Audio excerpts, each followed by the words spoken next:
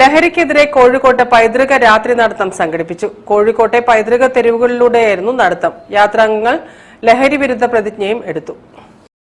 Malabar tourism കൗൺസിലിന്റെയും മെക്സ്7 health ക്ലബിന്റെയും സഹകരണത്തോടെയാണ് Calicut chamber of കൊമേഴ്സിന്റെ നേതൃത്വത്തിൽ ലഹരി വിരുദ്ധ പൈതൃക രാത്രി നടത്തം സംഘടിപ്പിച്ചത്.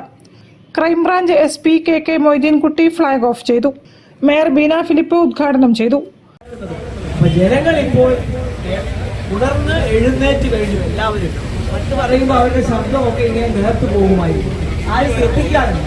മൂക്കിന് കീഴിൽ ഇതൊക്കെ കാണാൻ തുടങ്ങിയപ്പോൾ, അറിയാൻ തുടങ്ങിയപ്പോൾ എല്ലാവർക്കും ബേജാറാവാത്ത ഭാഷയെ പറഞ്ഞാലും അതുകൊണ്ടാണ് ഇന്ന് എല്ലാ സംഘടനകളും എല്ലാവരും എല്ലാ കൂട്ടായ്മകളും ലഹരിക്കെതിരെ പൊരുതാൻ തീരുമാനിച്ചത്. ഇങ്ങനെ ജനങ്ങൾ ഏറ്റെടുക്കുമ്പോഴാണ് സത്യത്തിൽ ഏത് തിന്മയെയും ഉന്മൂലനം ചെയ്യാൻ സാധിക്കുക. അതുകൊണ്ട് ഈ ഒരു ഹെറിറ്റേജ് വാക്കിലൂടെ നമ്മൾ തെളിയിക്കുന്നത് ഏറെ മനുഷ്യരുണ്ട് ഈ കോഴിക്കോട്, അവരിതിന് എതിരാണെന്നാണ്. അസിസ്റ്റന്റ് കമ്മീഷണർ KA ബോസ് പ്രതിജ്ഞ ചൊല്ലിക്കൊടുത്തു. Awareness about the ill effect of drugs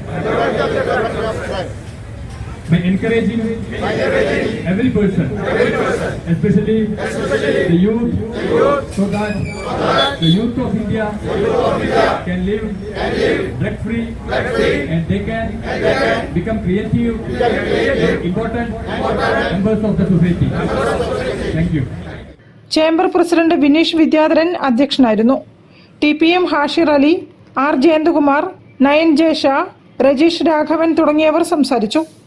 യാത്ര mother of God church, French colony, Gujarati തെരുവ്, ബോറ മസ്ജിദ്, കുറ്റിച്ചിറ, ജിഫ്രി ഹൗസ്, മിഷ്കാൽ പള്ളി തുടങ്ങിയ പ്രദേശങ്ങളിലൂടെയാണ് നീങ്ങിയത്. News bureau, Kozhikode. All India para sitting volleyball championship March